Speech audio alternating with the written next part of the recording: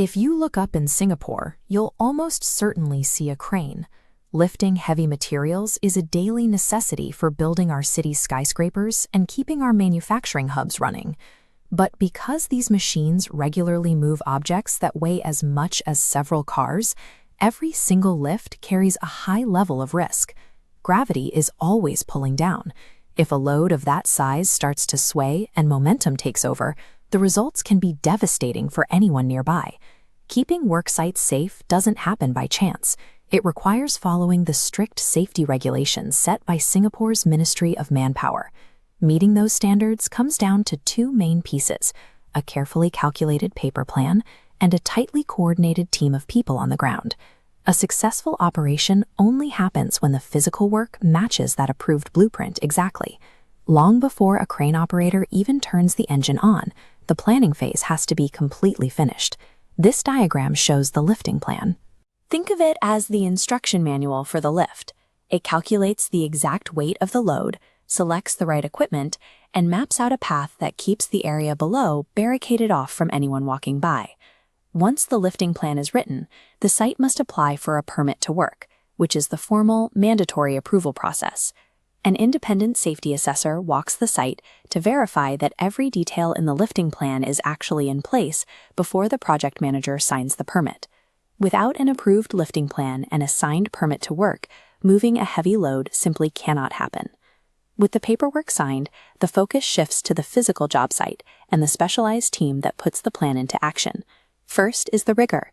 You can think of them as the master of balance. Their job is to ensure the load is tied down perfectly before it ever leaves the ground. This 3D diagram shows exactly what the rigger is looking for. They inspect the lifting slings, verify the weight, and find the center of gravity so the load stays completely stable while suspended. Next is the signalman. They act as the eyes of the entire operation, standing safely away from the heavy load. Because the crane operator is sitting high up and has limited visibility, the signalman uses standardized hand signals or walkie-talkies to guide the load safely through any blind spots. Together, the rigger and signalman maintain a continuous chain of communication that protects the load and everyone working nearby. Meanwhile, high above the ground, sits the person actually controlling the heavy machinery, the crane operator. Because the operator holds the literal weight of the project in their hands, the Ministry of Manpower requires periodic medical examinations to ensure they are physically fit for the job. This chart breaks down health check requirements.